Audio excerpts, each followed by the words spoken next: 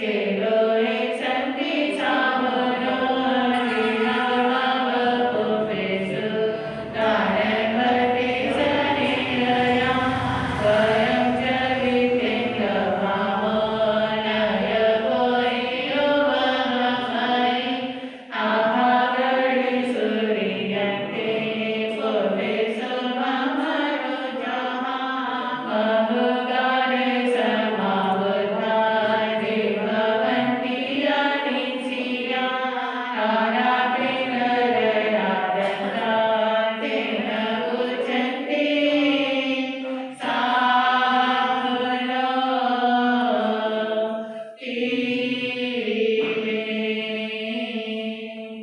बोलिए भगवान महावीर स्वामी की जय। चिंतामणि श्री पार्श्वनाथ भगवान की जय। सर्वप्रथम प्रभु पार्श्वनाथ की भक्ति का एक गीत, एक भजन आप सभी सुनेंगे और साथ में मेरे का भाव रखेंगे। मुझको श्री पार्श्व प्रभु एक तेरा सहारा है। मुझको श्री पार्श्व प्रभु एक तेरा सहारा है। कर मोसे घबराए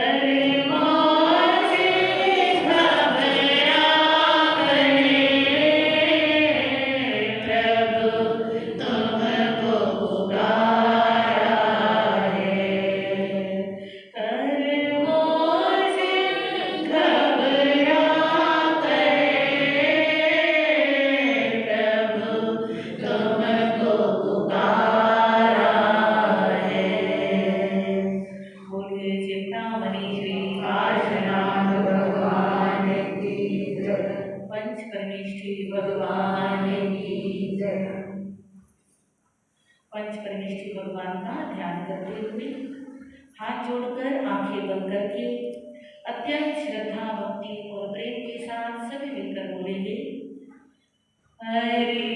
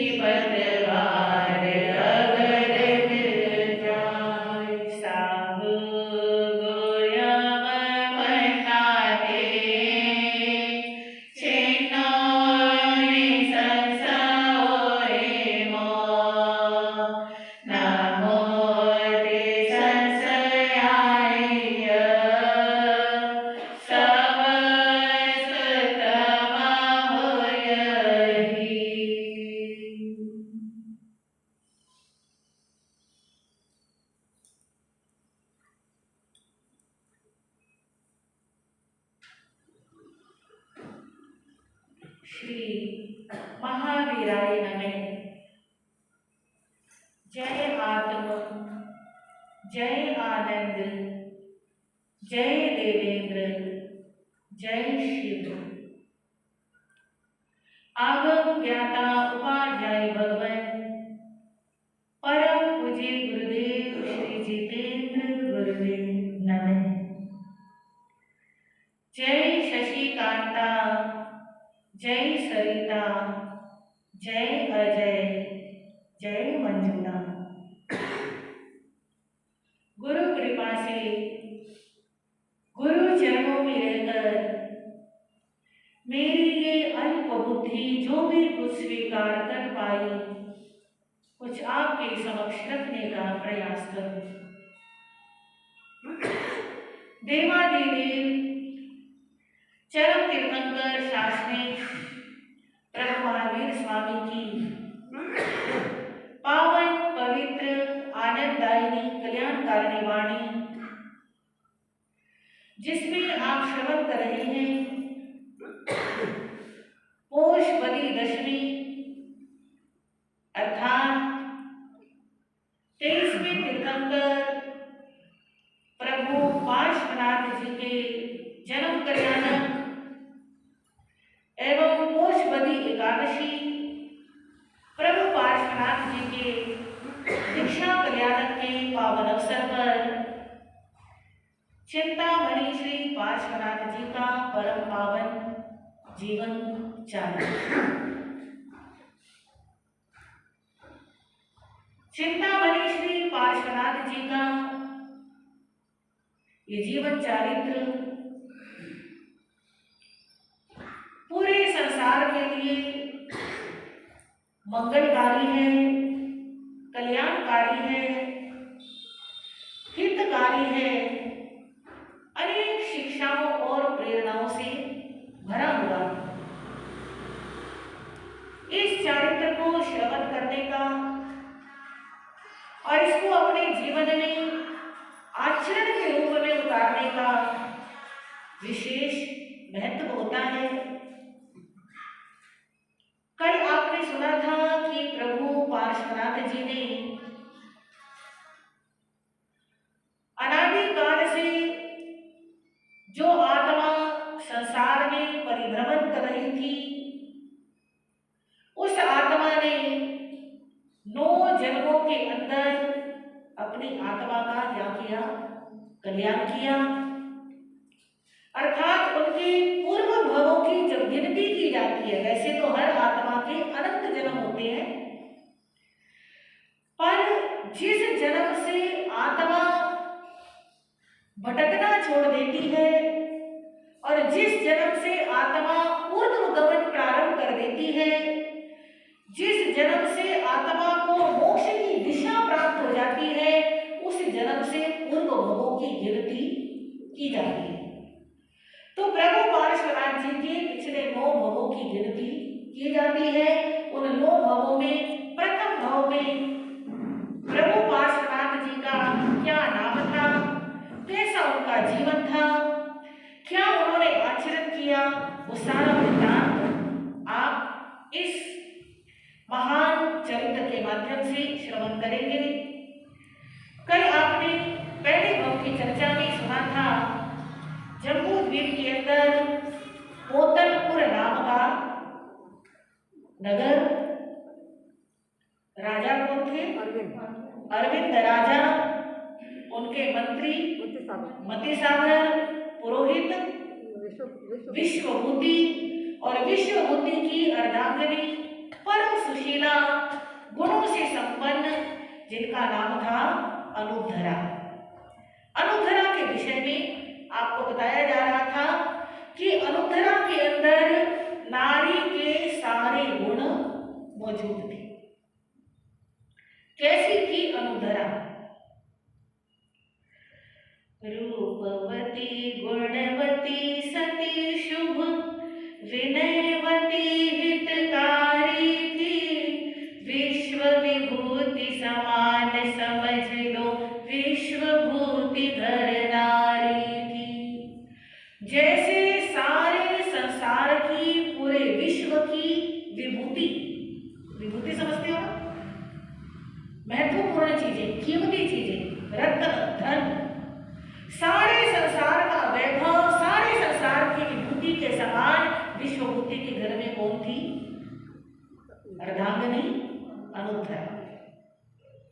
क्षमा सरलता सत्य दया का उसने पहना गहना था। निंदा चुगली ईर्ष्या से बस दूर रात दिन रहना था। जैसे स्त्रियों को आभूषणों का बड़ा चाव होता है, जो बाहर के आभूषण होते हैं वो शरीर की शोभा बढ़ाते हैं, वो हर किसी को उपलब्ध नहीं भी हो पाते हैं। उनको बहुत सार संभाल कर रखने के बावजूद भी उनके नष्ट होने का, चोरी होने का भय रहता है। अनुद्धरा ने कौन से गहने पहने थे जो हर नारी को पहनने चाहिए? क्षमा का गहना। परिवार में किसी से कोई गलती हो जाए, कोई भूल चूक हो जाए तो उसको क्या करना? क्षमा करना। सरलता का गहना अर्थात मन में किसी प्रकार का कोई कपट नहीं रखना। सत्य का गहना, सत्य का ही आचरण करना और सत्य ही वचन बोलना। दया का गहना, परिवार में कोई बीमार है, कोई दुखी है, कोई बुजुर्ग है, उसके प्रति दया भाव रखना, करुणा भाव रखना, सेवा का भाव रखना। ये सारे गहने किसने पहने थे? अनुद्धरा ने पहने थे। और जैसे साधारण घरों में महिलाओं की आदत होती है कि जरा सा काम से फ्री हुए, गले में आके खड़े हो गए, पड़ोसियों के साथ एक दूसरे की निंदा चुगली। हाँ जी, अधिकतर घरों में ऐसे ही होता है। पड़ोसने नहीं मिली तो आजकल तो फोन है, तो फोन में लाया, कभी सास की, कभी बहू की, कभी ननद की, कभी पड़ोसन की, कभी किसी रिश्तेदार की, वही बातें बार बार करते रहना। तो इन सारी चीजों से अनुद्धरा एकदम दूर रहती थी। वो इन पापों में अपना समय नष्ट नहीं करती थी। उसको जब भी समय मिलता था अरिहंत भगवान का ध्यान करती थी। ये समझ लो भावी तीर्थंकर की माता के गुण है। अनुद्धरा की कुक्षी से भावी तीर्थंकर ने क्या लेना है? जन्म लेना है। ऐसे ही हर किसी माँ की कुक्षी में महान आत्माएं नहीं आती है। समझ आ रही है बात? हर किसी माँ को ये सौभाग्य प्राप्त नहीं होता कि वो ऐसे तीर्थंकर जैसे महान आत्मा को जन्म दे। वो अनुद्धरा जैसी माँ को प्राप्त होता है जिसको हर समय बस यही ख्याल रहता है कि मेरे जीवन में गुण आए, मेरे जीवन में अच्छाई आए, मेरे जीवन में सद्गुणों का जन्म हो। अगर कोई बुराई है तो मैं उस बुराई को दूर करूं। जिसके मन में ऐसा भाव रहता है उसी की कुक्षी में भगवान आया करते हैं। मिश्री जैसी मधुर भाषिणी सीधी सादी बोली थी, गुप्त मरम की बात किसी की कभी न उसने खोली थी। जब भी बोलती, ये सारे गुण हमें भी प्रैक्टिस करनी चाहिए, इसलिए सुनाई जा रही है। हाँ जी, जब भी बोलना, बोलने से पहले उसके मन में यही बात रहना कि मैंने मुख खोलना है तो मीठा ही बोलना है। अक्सर हम सब बोलने में जल्दबाजी कर जाते हैं और बस यहीं पे गलती हो जाती है। जल्दी बोलते हैं तो बिना सोचे बोला जाता है, और सोच के बोलते थोड़ा सा ठहराव जीवन में आ जाए, थोड़ा सा सोच के बोले, एक पल रुक करके बोले तो बोलने का लहजा और बोलने के पीछे भाव क्या हो सकते हैं? बदल सकते हैं। तो वो जब भी बोलती थी हमेशा मधुर बोलती थी, कभी भी किसी का गुप्त रहस्य उसने प्रकट नहीं किया था। अक्सर लोगों की क्या आदत होती है, किसी की कोई मर्म की बात पता चल जाए, जब तक 10 लोगों को बता ना दे तब तक चैन नहीं पड़ता है। पर महान पुरुषों के क्या लक्षण होते हैं, महान आत्माओं के क्या लक्षण होते हैं? वो कभी किसी की गुप्त बात प्रकट नहीं करते। सोचो कितनी शांति होगी उसके जीवन में। हाँ जी, क्योंकि जितनी ये बुराइयां होती हैं वो हमारे ही जीवन को अशांत करती है, हमारे ही मन को परेशान करती है, और जितना इन बुराइयों से बचने स्वर्ग जैसा सुंदर हो जाता है। अब समय आने पर क्रमशः दो सुत जन्मे, उसमें रंग निराला था उनका, हुए बड़े तो देखा सबने, ढंग निराला था उनका। कमठ और मरभूति नाम से लोगों ने पहचाना था, सत्य त्याग सौहित्य गुणों का खोला गया खजाना था। सुंदर शिक्षा ज्ञान आदि से योग्य बनाया पुत्रों को, यौवन वह आते ही जल्दी से परणाया पुत्रों को। क्रमशः अनुधरा की खुशी से दो पुत्रों ने जन्म लिया। बड़े पुत्र का नाम रखा गया कमठ और छोटे पुत्र का नाम रखा गया मरुभूति। बड़े का नाम और छोटे का मरुभूति, याद रखना ये नाम।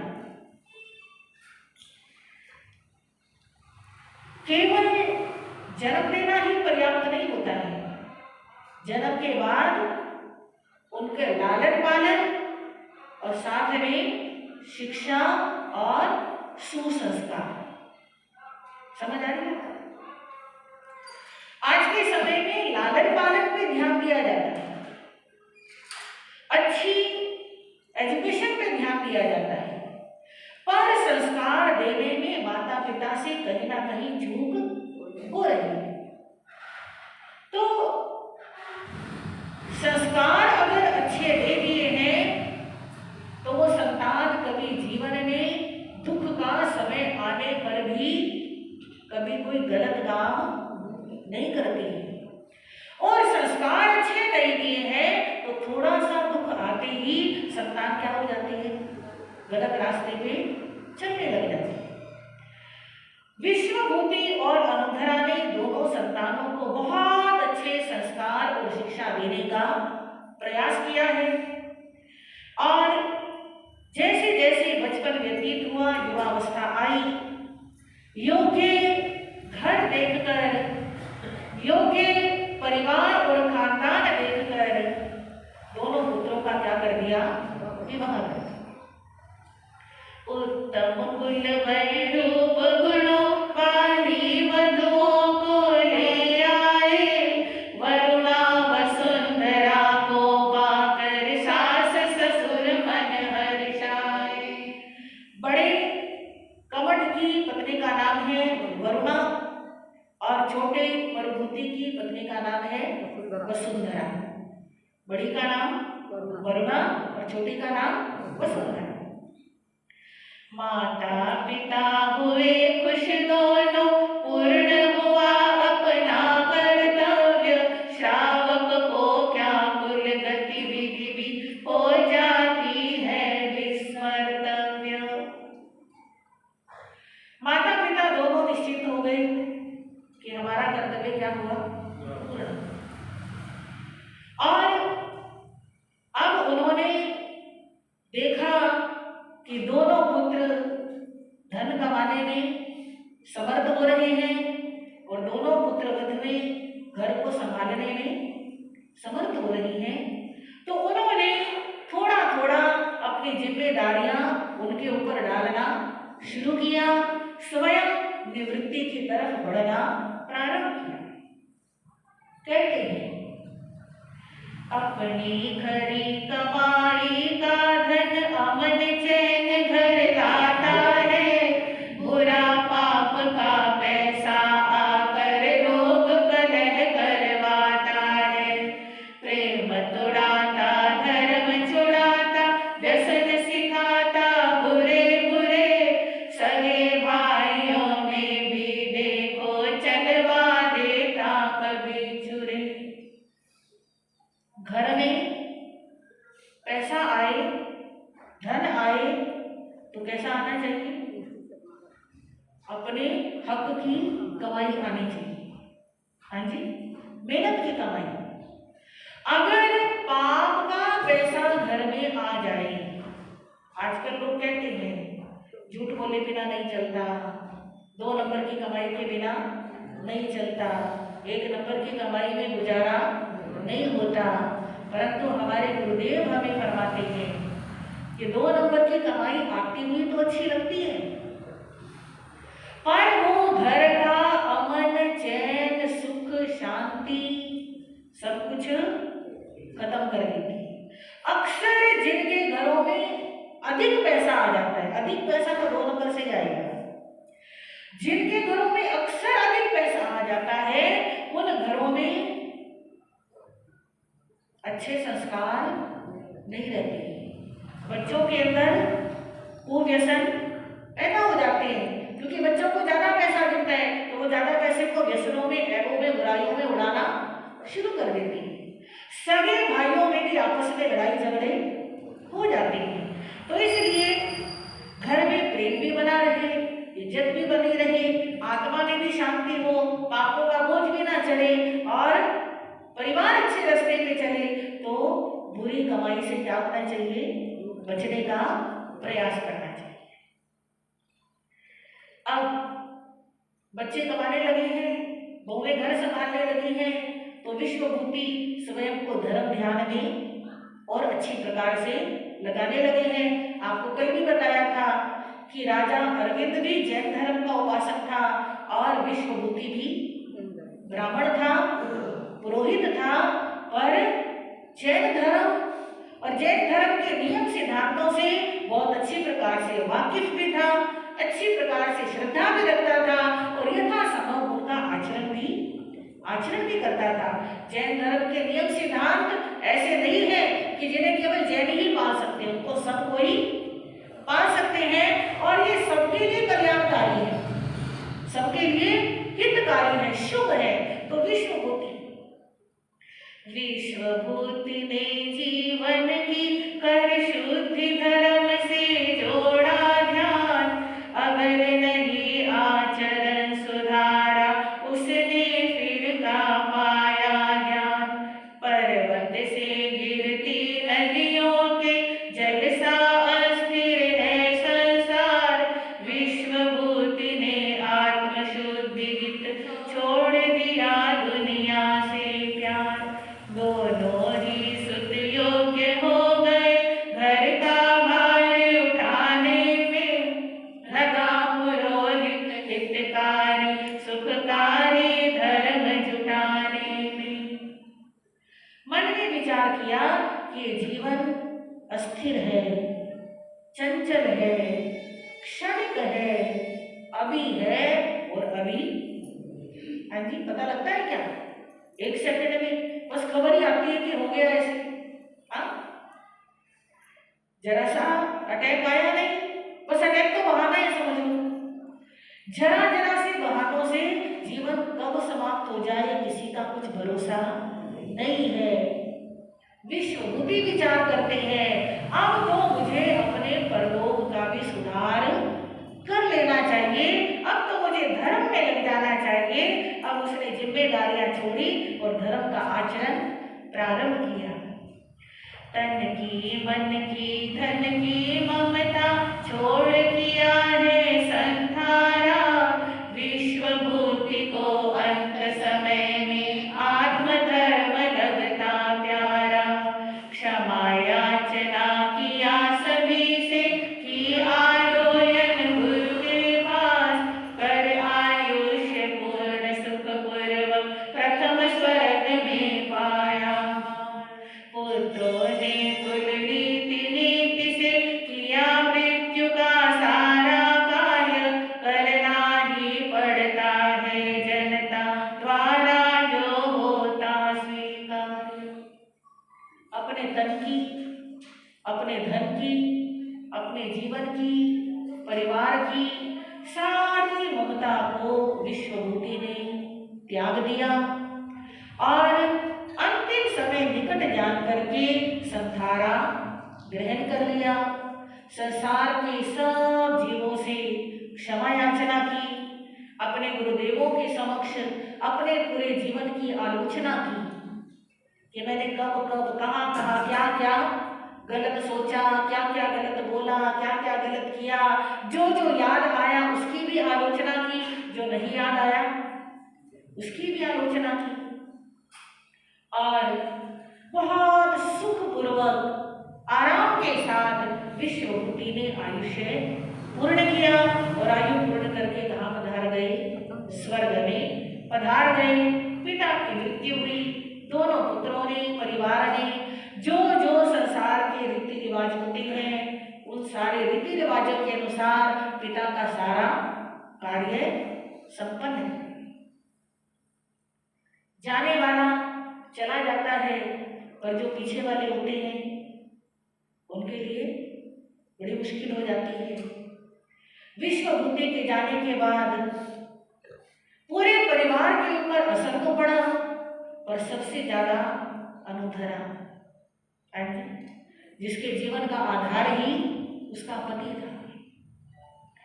अनुधरा की आंखों में से आंसू सूख नहीं पाते, जीवन के संस्मरण उभर कर अधिक सामने आ जाते। यह खाते थे, यह पीते थे, यह करते थे, कहते थे, ऐसे हंसते, ऐसे सोते, ऐसे चलते रहते थे। अनुधरा की आंखों के आंसू सूख नहीं रहे। हर पल, हर क्षण बस अपने पति का ही ध्यान है।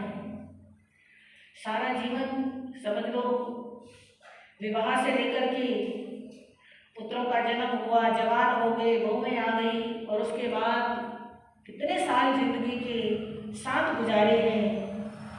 और जब एक चला जाए तो दूसरे के लिए जीवन बहुत अधिक दुश्वार हो जाता है। जीवन के सारे संस्मरण उभर उभर करके सामने आते हैं। उसी घर में रहना, उसी स्थान पे रहना, हाँ जी, कहीं जा तो नहीं सकते, उसी बिस्तर पे सोना, वही वही सारा कुछ है। बस एक व्यक्ति जो हर समय साथ रहता था वो व्यक्ति साथ छोड़ करके चला गया। उसके संस्मरण रह रह के याद आते हैं। ऐसे बोलते थे, ये चीज खाने में बड़ी पसंद थी, जब ये चीज बनती थी तो कितने खुश होते थे, जब बाहर से आते थे तो ऐसे बोलते थे, ऐसे सोते थे, ऐसे हंसते थे, ऐसे मुस्कुराते थे। एक एक बात बस चलचित्र की बात आंखों के सामने चलती रहती है और उसकी आंखों से आंसू बहते रहते हैं। कभी कभी मन कहता है नहीं मरे वे, घर से बाहर गए कहीं, अभी अभी ही आ जाएंगे, रोना लगता उचित नहीं। सपनों में देखा करती है प्यारे पति को अपने साथ, होती है संगीन निशाएं, सोना होता सदा प्रभात। मन में भाव आता है कि मरे नहीं है, कहीं गए हुए हैं, अभी आएंगे, अभी आकर के बोलेंगे, आवाज लगाएंगे, अनुधरा, और मैं दौड़ी हुई जाऊंगी। अभी आने वाले हैं, अभी हंसेंगे, अभी बोलेंगे, अभी बातें करेंगे, मुझे रोना नहीं चाहिए। मन है ना, तरह तरह के तर्क देता है, पर जब नहीं आते हैं, रातें भी शूल जैसी चुभती हैं और सुबह होती है वो भी सुनी सुनी। अभी तक का रूटीन था, उठते ही काम में लग जाना, उठते ही ये करो वो करो, अब ऐसे लगता है जैसे कि वो क्या गए, सारे काम ही खत्म हो गए। दिन में पति का ध्यान रहता है, रात को पति के सपने आते हैं। हर समय वो अपने भावों से पति का ही चिंतन किया करती है।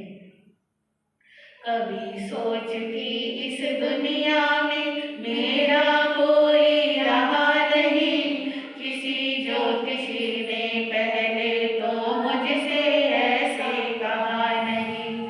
पता विरहणी को होता है, विरह व्यथा कैसी होती, कितने मूल्यवान होते हैं उसकी आंखों के मोती।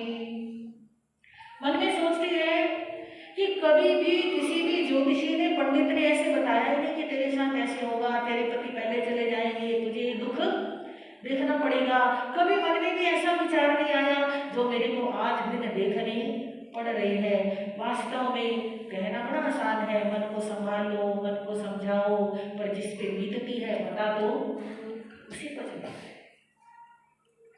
कभी कभी मन को समझा कर गिनने लगती है नवकार, दुख समय में धर्म ज्ञान का होता सदा जगी आधार। आयम्बिल उपवास किया तो किया कभी फिर एकासन, सखियों से घर वालों से वह कम करती है संभाषण। कभी कभी मन में विचार आता है, अब मुझे आर्त ध्यान नहीं करना, चिंता नहीं करनी, शोक नहीं करना, मुझे धर्म ध्यान करना चाहिए, और वो नवकार मंत्र गिनने लग जाती है, कभी स्वाध्याय करने लग जाती है, कभी आयम्बिल, कभी कासना, कभी उपवास, कभी कुछ तो कभी कुछ, कैसे कैसे करके अपना समय व्यतीत कर रही है। और अब उसका अपने सहेलियों से, पड़ोसनों से, घर के संबंधियों से, रिश्तेदारों से उसने बोलना चालना बहुत कम कर दिया है। कहीं आती जाती नहीं है, बस अपने आप में ही रहती है। खाना छूटा, पीना छूटा, छूट गया सारा श्रृंगार, दुनिया क्या अपना जीवन भी लगता जलता सा अंगार। शारीरिक कमजोरी से अब अनुधरा का आया अंत, काल किसी को नहीं छोड़ता, भले न जो हो संत महंत। धीरे धीरे खाना पीना सब उसका छूटता हुआ चला गया, शरीर में कमजोरी आ गई, वृद्ध अवस्था तो थी ही। एक दिन उसका भी आयु का अंत आ गया, शरीर उसका छूट गया। जब काल आता है तो एक ना एक दिन सबको ले ही जाता है। इधर अनुग्रह का अंत हुआ, परिवार में 4 ही मेंबर रह गए, कमठ, वरुणा, मरुभूति और वसुंधरा। राजा ने अब विश्वभूति की जगह कमठ को स्थान दिया, राज पुरोहित का होता है जो भी वह सम्मान दिया। लव भाई का मन अब तक भी उदासीन सा रहता है, कुछ भी नहीं रखा दुनिया में, रह रह कर यूं कहता है। राजपुरोहित का पद जो विश्वभूति के पास था, अब राजा अरविंद ने उनके बड़े बेटे कमठ को दे दिया, और जो भी पुरोहित का मान सम्मान होता है वो किसको मिलने लगा, कमठ को मिलने लगा। कमठ तो यूं समझ लो कि अपने कामों में उलझ गया, पर जो छोटा भाई है, मरुभूति है, उसका मन अब बिल्कुल भी लग नहीं रहा है। बस एक ही ख्याल आता है, कैसे थे पिताजी माताजी दोनों चले गए, ऐसे एक दिन हमने भी चले जाना है। माता पिताजी ऐसे हो गए जैसे कोई सपना कभी देखा हो। हाँ, जब जीवित थे तो कभी ऐसे एहसास ही नहीं होता था कि ये चले जाएंगे, अब चले गए तो यूं लगता है जैसे हमने ऐसे रह रह करके उसके मन में ख्याल आती है। एक दिन नगर में कोई संत पधारते हैं, आए मुनि हरिचंद वहाँ पर गए, बंधु द्वय वंदन को सत्संगति से तोड़ा जाता, ममता के दृढ़ बंधन को। मुनि ने कहा सुनो ध्यान से, शोक किया करते हो क्यों, इन दोनों नेत्रों से आंसू फिर अविरत झरते हैं क्यों। जैसे मुनि जी का पदार्पण हुआ तो परिवार में शुरू से संस्कार थे, कोई भी संत आने तो उन्होंने दर्शनों के लिए, वंदनों के लिए, प्रवचन सुनने के लिए जरूर जाना होता था। तो दोनों भाई गुरुदेव के दर्शन करने के लिए आए, वहां बैठकर भी मरुभूति की आंखों से आंसू झरने लगे, और मुनि जी ने देखा कि अपने माता पिता के शोक से बहुत अधिक तरह से विह्वल है, तो उन्होंने उनको समझाने का प्रयास किया। मरा न मरता नहीं मरेगा, ऐसा बोलो कौन यहाँ, नहीं जवाब मिला है कोई, रहते सारे मौन यहाँ। जन्म मृत्यु का चक्र रात दिन एक सरीखा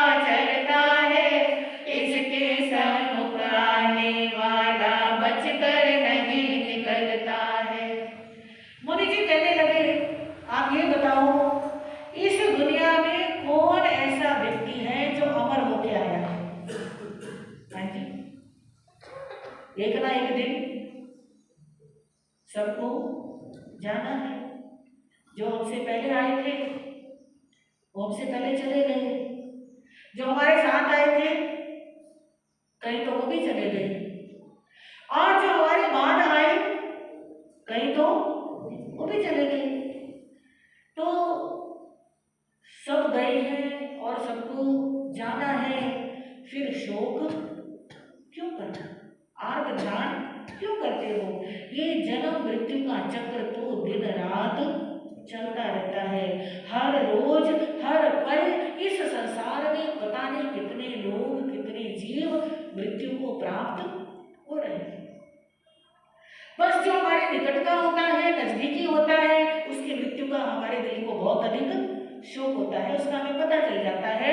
अब देखो ना, अखबार पढ़ते हो, टीवी पे न्यूज देखते हो, वहां ये हो गया वहां वो हो गया, हमें कुछ फर्क नहीं पड़ता। तो ये सारा नजदीकियों का खेल है।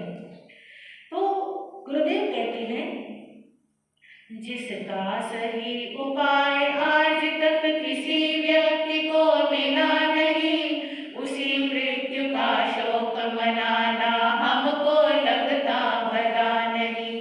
अपने का भी पता नहीं, फिर शोक व्यर्थ है औरों का, माल तुम्हारा लिए जा रहे, पता करो उन चोरों का।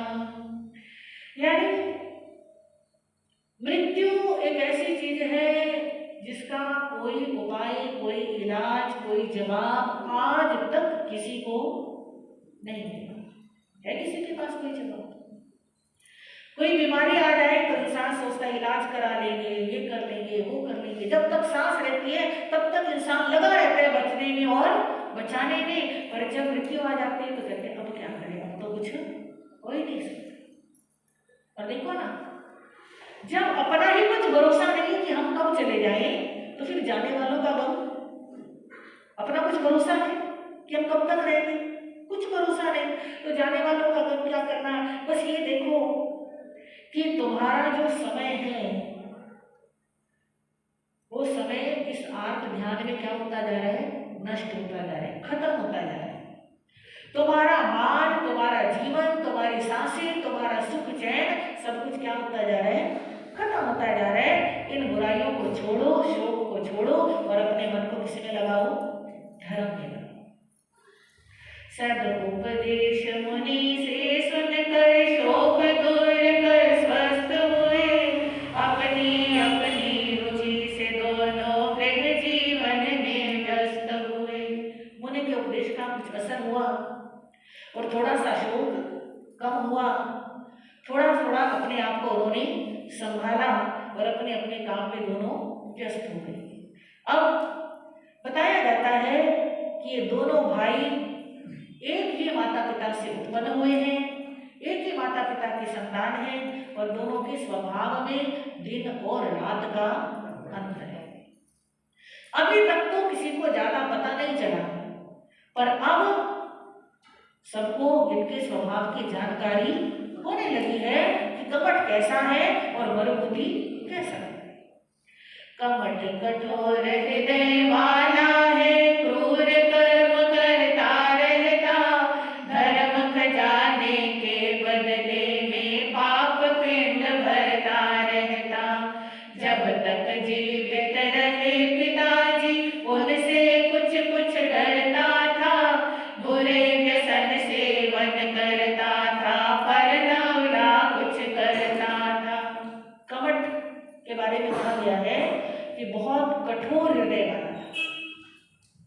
अभी तक तो माता पिता संचालन करते थे, आओ चलो पाठ करो, आओ चलो पूजा करो, आओ ये दान करो, आओ ये सब कार्य करो, सेवा करो, तो उनके कहने के अनुसार चलता रहता था और छुप छुप करके व्यसनों का सेवन करता था। माता पिता का भय उसको क्या थोड़ा बहुत रहा करता था, इसलिए वो कभी कुछ खुल करके नहीं करता था। पर अब पाया राज पुरोहित का पद, तब से बदल गया है रंग, स्वयं करेगा कड़वा होता और नीम मिल जाता संग। यौवन वै अधिकार हाथ में, सिर पर नामा बाप